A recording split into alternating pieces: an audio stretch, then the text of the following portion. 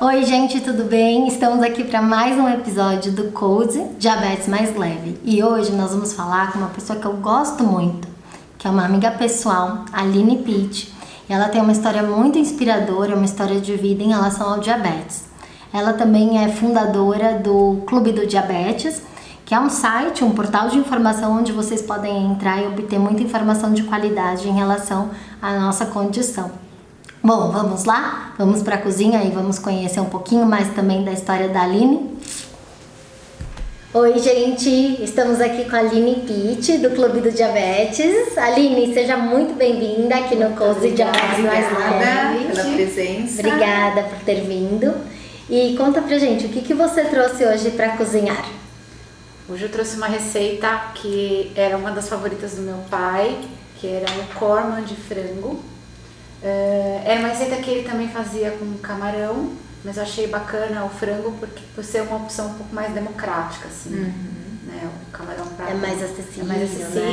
O camarão, ele além de ser caro para quem realmente não pode comprar, ele é mais difícil de cozinhar. O camarão ele perde ponto muito fácil, então eu achei o frango uma opção bem... Uma boa adaptação. Como que fala isso? Korma. É um prato indiano feito com curry. E curry pode ser um curry picante ou não, a pessoa pode escolher. A nossa opção foi um curry um pouco mais suave, né, para introduzir. A Aline já veio com uma receita semi-adaptada, né, Aline? Porque o frango, na verdade, ele é feito com creme de leite. A receita original que meu pai fazia no começo, ela era com creme de leite, só que o creme de leite ele é uma opção gordurosa, né? Então ele adaptou. Como muitos pratos indianos são feitos com iogurte, ele começou a fazer com iogurte integral. O desnatado ali não dá o ponto necessário.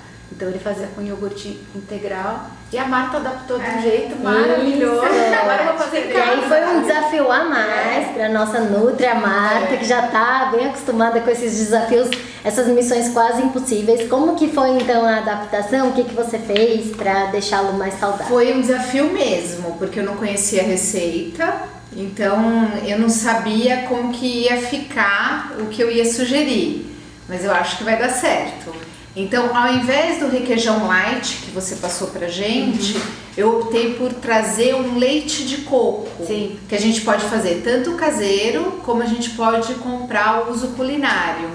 E aí depois eu vou explicar como que a gente faz essa seleção, né, do melhor leite de coco. Eu achei bacana você dar a opção do requeijão light, porque eu comecei a substituir o creme de leite pelo requeijão light em várias receitas.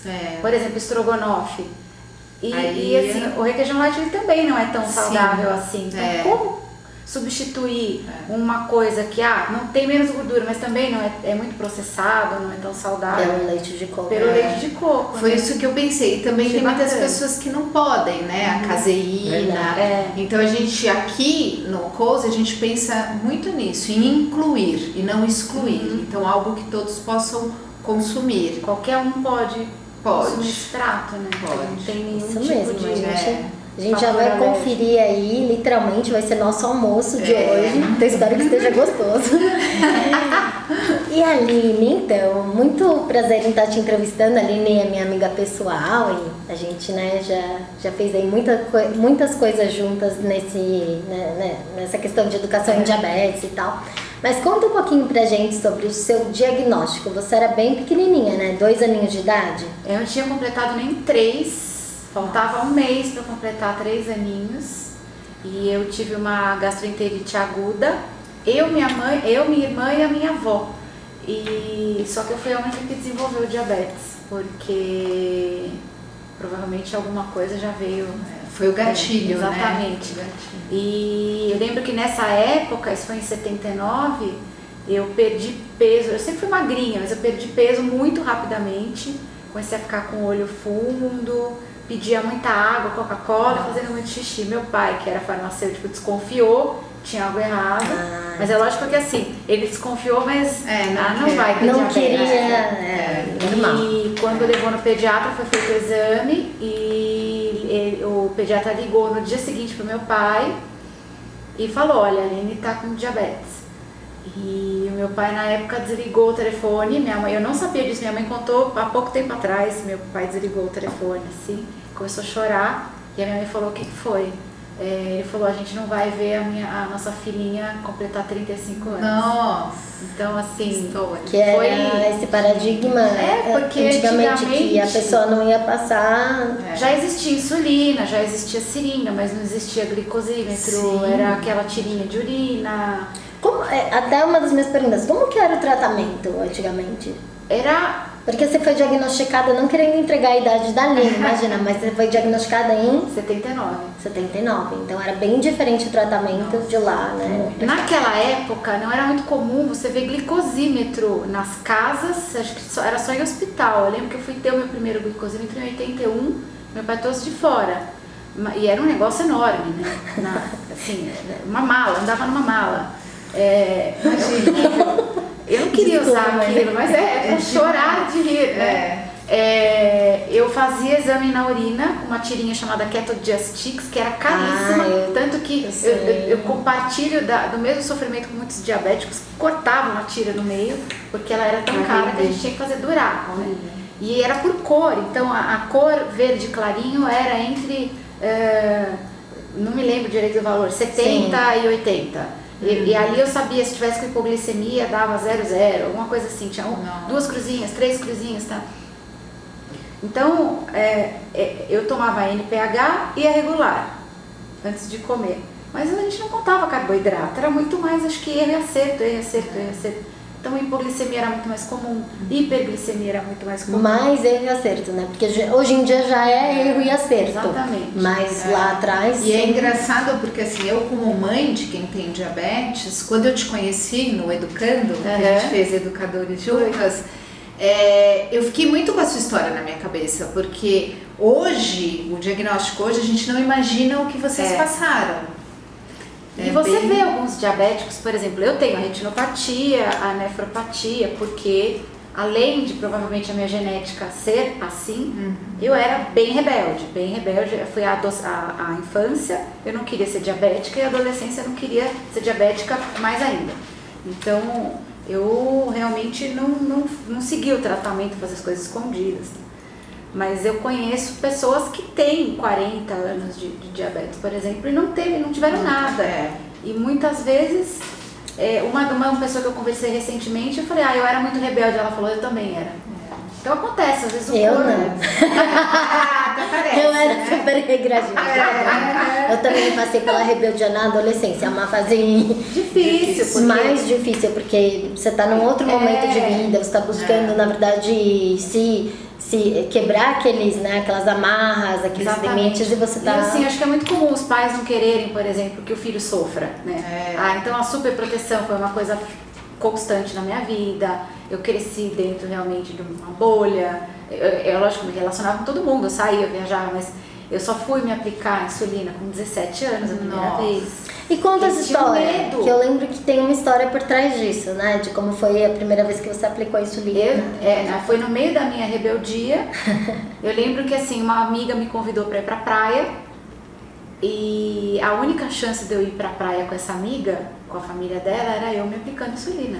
Então eu fui. Era uma condição. Eu já tinha feito um cursinho, não foi nem na DJ, porque na época eu tava morando no interior.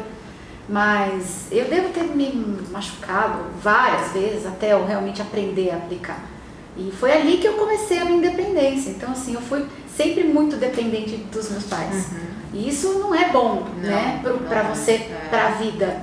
Hoje, às vezes eu vejo que em alguns momentos da vida eu me pego numa insegurança idiota, que talvez isso venha lá do passado. Tipo, será que eu sou capaz de fazer isso? Será que eu vou fazer?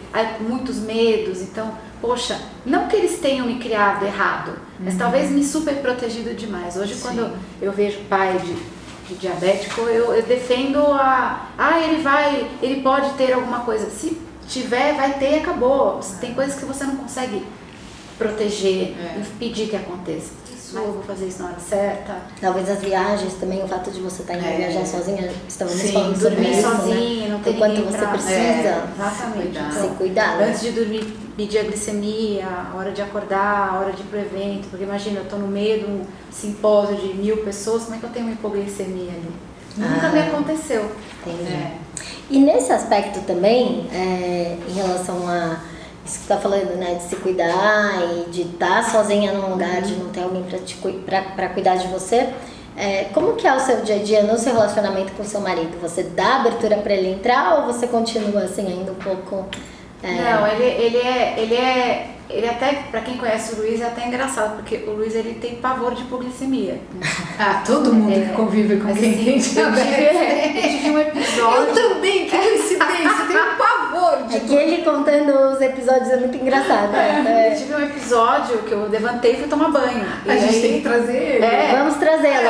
Mas vale a pena, vale a pena. Já vai ficar o convite. Tem quem conhece e não esquece, porque esse episódio eu lembro que eu tava debaixo da ducha e eu quase desmaiei, a hora eu consegui desligar o chuveiro e tropecei na banheira e caí deitada. Nossa. E aí ele levantou correndo e ele veio me chamar. O que foi? Eu tava quase desmaiando, eu chamei ele de mãe. Então, quando eu chamei ele de mãe...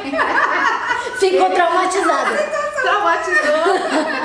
Aí ele ligou pro meu pai chorando e meu pai falou, dá Coca-Cola pra ela. E eu ainda consegui ingerir Coca-Cola, tá? Mas foi um dia horrível, tinha uma dor de cabeça horrível, tá?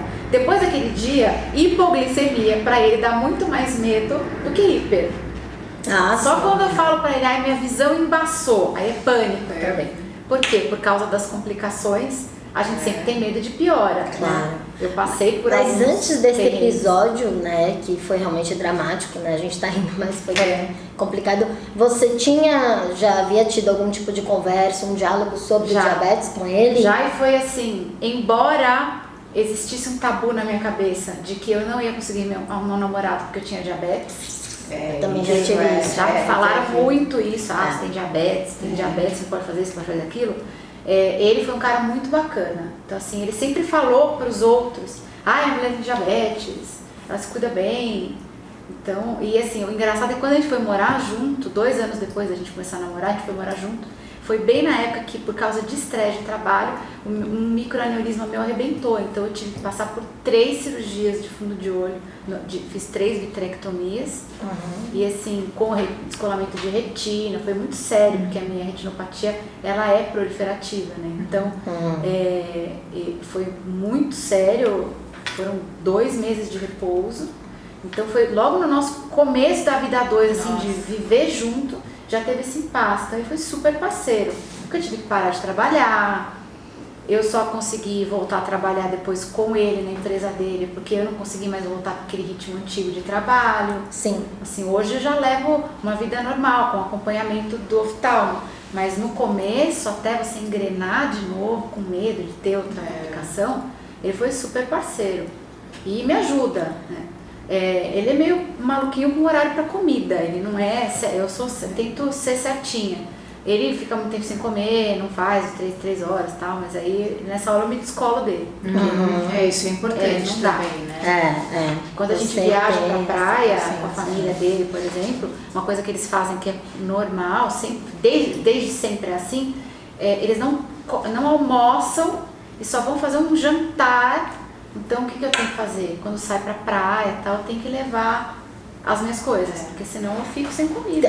Tem que ter essa independência em determinados momentos e também temos que entender a interdependência em outros momentos. Que também eles não vão mudar totalmente a vida deles só por nossa causa. Então tem que ter um pouco, tem que ter um equilíbrio. E Li, nossa, muitas histórias, né? Até essa questão. Eu me identifiquei quando você falou sobre questão de, puxa, será que eu vou arranjar um namorado? Será que tem alguém aí que tá a fim de, né, entrar nessa e tal? Porque assim, é o pacote completo, né? Tem aí os glamours, as coisas boas e tem também... Mas eu acho que a gente vai crescendo, amadurecendo e vai percebendo que, na verdade, e eu vejo muito isso em você também, eu quero que você fale. A gente começa a perceber que o diabetes, ele faz parte da gente, ele não nos define, mas ele faz parte da gente, de quem somos, e ele faz parte da nossa essência, né? De quem nos tornamos, de quem somos. Então a pessoa que nos amar, vai nos amar e nos aceitar exatamente como somos. Mas queria saber um pouquinho de você também sobre essa transformação, de acolher um pouco mais o diabetes na sua vida, ao invés de ficar brigando com ele, né? Isso foi muito bacana, porque acabou mudando a minha vida 360, né? Não é que foi um pouquinho, foi totalmente. Eu nunca quis me relacionar com ninguém que tem diabetes. Nunca. Acampamento, nada, DJ, nada, qualquer sociedade, associação, nada me interessava. Porque eu não queria se relacionar no sentido de amigo. Exatamente. Namorado, amigo, nada. Assim, eu não fazia questão nenhuma de conhecer outro diabético. Até que o Luiz deu a ideia, por que você monta um blog, né? E aí eu fui pro blog e criei o blogzinho. O barulho aí atrás. Não, tudo bem, vamos. Fazendo um bolo. Aí você criou. Chama a gente pra comer. Por favor. Aí você criou o blog por ideia do Luiz, que bacana. Aí, porque a gente começou a ver, né, na época começaram a pipocar os blogs de vários assuntos, até tem uma novela de uma menina que sofreu um acidente, fez um blog dela e tal, não sei o que lá. E eu fui convidada para participar de um encontro de blogueiros de um laboratório e lá eu conheci, eu lembro que foi muito marcante, que eu entrei na sala e falei, nossa, mas existem vários blogueiros sobre diabetes e tinha ali uns, sei lá, 40 blogueiros. Nossa. E uma é personal, a outra é mãe, a outra é jornalista, o outro é não sei o que lá. E eu olhei aquele universo e eu comecei a me relacionar com pessoas que eu nunca tinha visto. Que, assim, se não fosse pelo diabetes, eu não conheceria. São pessoas que vivem em uma cidade diferente ou que convivem num universo diferente do meu. Que no meu círculo, eu conheço alguns tipo 2, mas como eu, não, né? E aí eu acabei vendo que tem 2 ou 3 que é amiga da amiga e eu falei, nossa. E aí eu comecei a entrar em um mundo que antes eu não queria e hoje esse mundo faz parte da minha vida completamente. Completamente, né? Foi ali que eu comecei, agora eu falo sobre isso todo dia, toda hora, eu já fiz trabalho voluntário, a gente tem o trabalho do blog, os e-mails que eu recebo. Mas sabe que eu penso também? Logo no início do diagnóstico da Maria Clara, eu também não queria contato com nenhuma família. E eu acho que faz parte do luto, sabe? De muitas pessoas. Eu percebi que fez parte do meu luto. E você falando, eu me identifiquei. E hoje, pensando até em alguns pacientes que eu escuto as histórias, eu vejo que isso é uma característica talvez do luto. De você não querer esse contato. A partir do momento que você aceita, você quer agregar, você quer ajudar, você quer colaborar. Totalmente bem colocado, porque o luto tem essas fases mesmo. E quando a gente pula o luto, isso também não é saudável. É verdade. E também quando a gente estende o luto por muito tempo, também não é saudável. Mas entender isso e acolher. E eu vejo essas histórias todas hoje e falo, nossa, quanto tempo o meu luto durou, né? O meu também. Porque o meu foi um luto de muitos anos, não é? Praticamente de uma vida inteira, se você vê. Vocês verem quando que eu efetivamente comecei a olhar para o diabetes como algo que eu deveria tomar conta.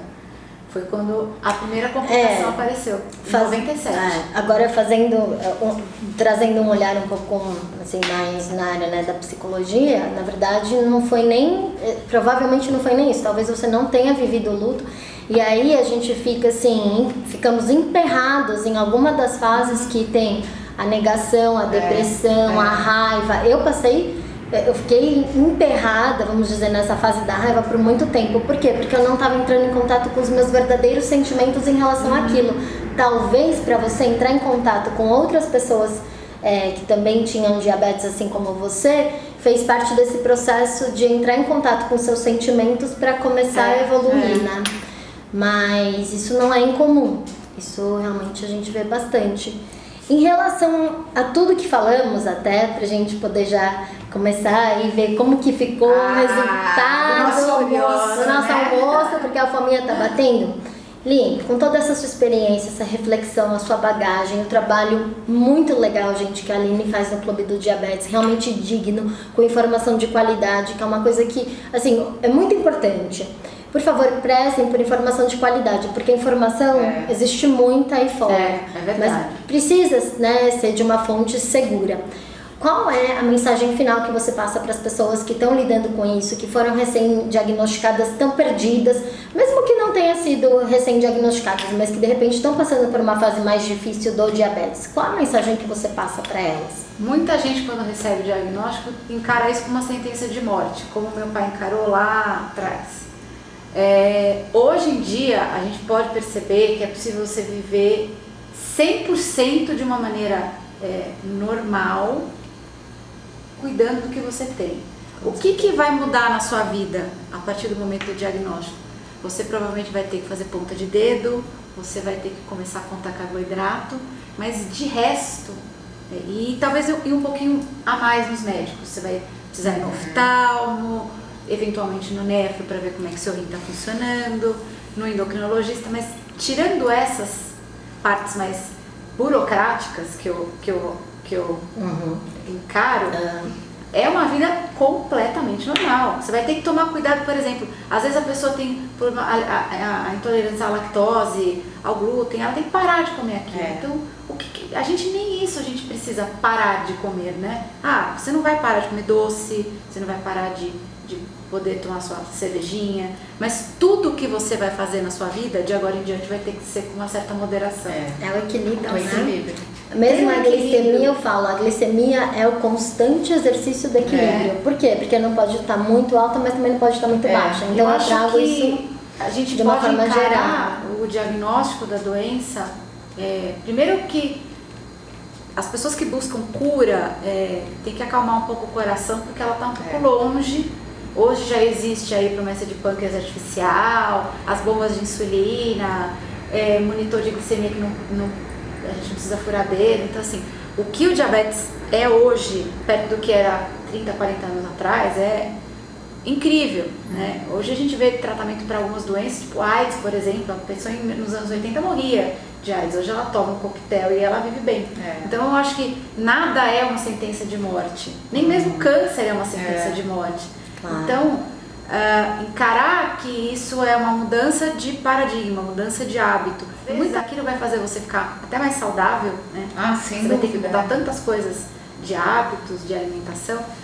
Isso pode te fazer viver mais do que se você não tivesse um diabetes. Então, eu acho que aceitar, respeitar o que teu corpo tá mandando e procurar viver bem com o que a vida te deu é a melhor coisa, porque a gente vai, com certeza a gente vai passar a ser uma pessoa melhor, né? Com certeza. Tranquilidade. Aceitação, autoaceitação, autorrespeito, e a gente vai vivendo muito bem com informação e com esse tipo de apoio que é tão importante, né? E cuidar, eu acho importante isso, aprender a cuidar, quem já é um adolescente, adulto, ele ter o cuidado com ele, eu acho importante. A gente não pode arrumar muletas, né? Meu marido me ajuda, mas ele não é o responsável pelo meu bem-estar. Claro, eu é que tem sou. diabetes. Porque em muitos momentos a gente vai se ver sozinho. E aí, como é que você faz? Muito bom, gente. Essa autonomia e independência com a interdependência. Vamos comer? Oba! Tchau, gente. Obrigada, Aline.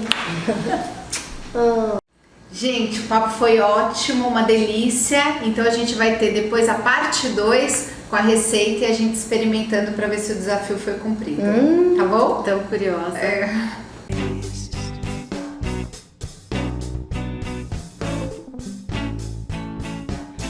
Eu vou explicar um pouquinho a receita de hoje, o desafio que a Aline trouxe pra gente. Foi um frango com curry. Então a gente primeiro cortou o frango em cubos, aí a gente fez uma marinada com suco de limão e o curry.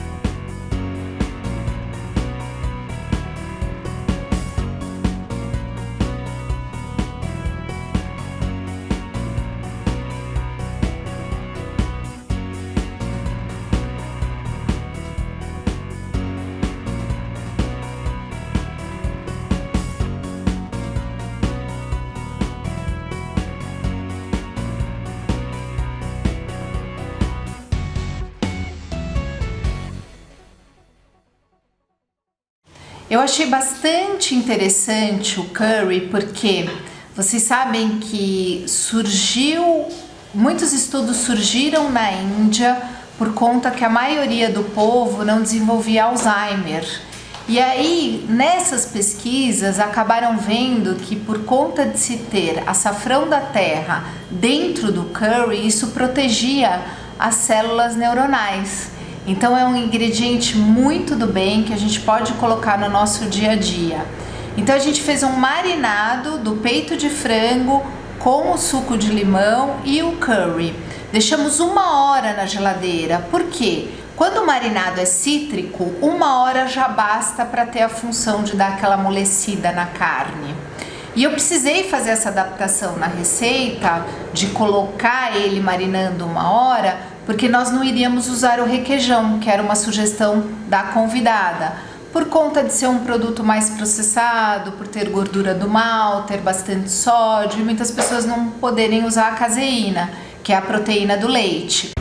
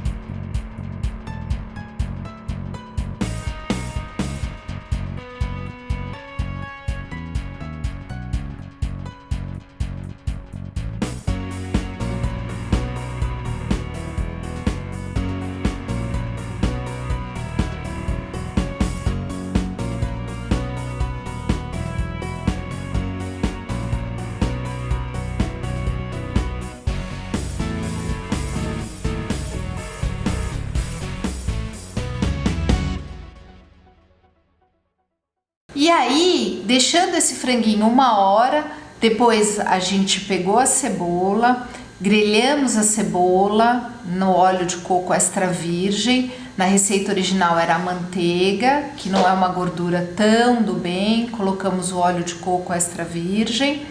E aí fizemos essa fritada de cebola, colocamos o frango e deixamos ele cozinhar e ele vai soltando aquela água. Vai cozinhando na própria água que ele vai soltando. Depois de bem fritinho, bem cozidinho, nós colocamos o leite de coco e aí deixamos apurar. E aí a receita ficou finalizada e uma delícia, uma ótima opção para grandes ocasiões e também para o dia a dia, afinal é uma receita bem saudável. Quanto ao arroz, a Aline tinha sugerido como acompanhamento o arroz 7 grãos, que eu achei uma ideia muito interessante. Mas muitas pessoas não podem com muitas marcas que levam glúten na sua composição. Então cuidado ao comprar o arroz 7 grãos. O que eu fiz? Eu fiz uma misturinha de vários tipos de arroz que eu tinha em casa. Coloquei arroz agulhinha integral, arroz negro, arroz vermelho, arroz cateto e cozinhei esse arroz para acompanhar a nossa receita. Um beijo e até a próxima. Gente, agora a gente vai provar essa delícia aqui, né, Li? Cidade indiana. Vamos lá? Vamos ver se o corno de frango ficou bom com leite de coco? Vamos ver. Leite de coco, como que é mesmo esse leite? Para uso culinário.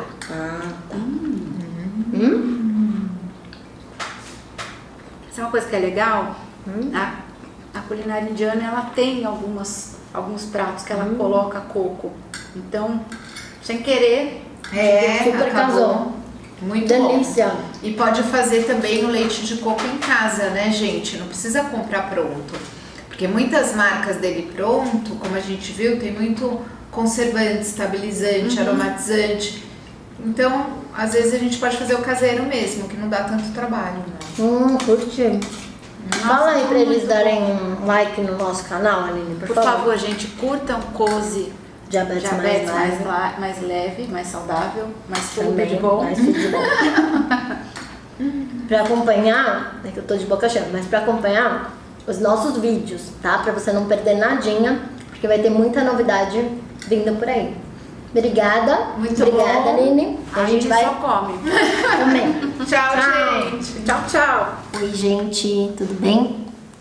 Então, relembrando a primeira parte, que nós tivemos aquela conversa super gostosa com a Aline, ela trouxe alguns pontos muito relevantes no processo de qualquer pessoa que tem diabetes ou dos familiares. Então, vamos relembrar quais são esses aspectos aqui juntos?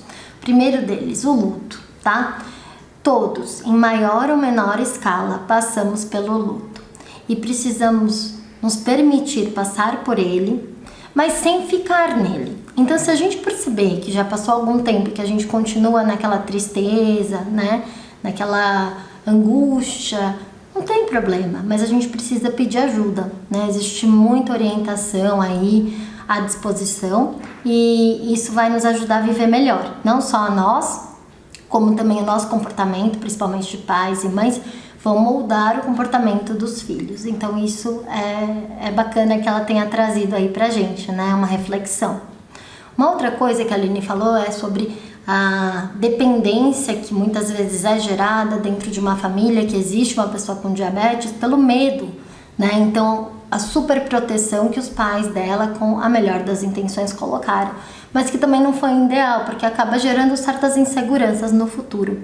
Então, a gente entender que nem a dependência, nem a total independência são ideais nesse sentido. Precisamos ensinar para os nossos filhos, para os nossos amigos, para os nossos companheiros que é possível a interdependência. Para isso, precisamos instruí-los, educá-los mesmo, porque existe muito preconceito aí fora, porque na verdade nós falhamos em educar as pessoas em relação ao diabetes. Esse preconceito vem muitas vezes da ignorância, tá? Então precisamos instruí-los e também mostrando que aceitamos a nossa condição, o outro automaticamente vai aceitar, tá? Essa limitação acaba sendo, na verdade, nossa, né? Porque o diabetes, como a Aline bem colocou, a gente consegue viver muito bem com ele, a partir do momento que nós conseguimos administrar isso na nossa vida de uma forma mais leve, com mais aceitação. E a dica final que fica é assim, se comunique, faça parte de grupos, esteja presente em outros meios que você vá ter esse tipo de apoio, porque as coisas vão ficando mais fáceis e, com certeza, mais leves. Obrigada e até o próximo episódio.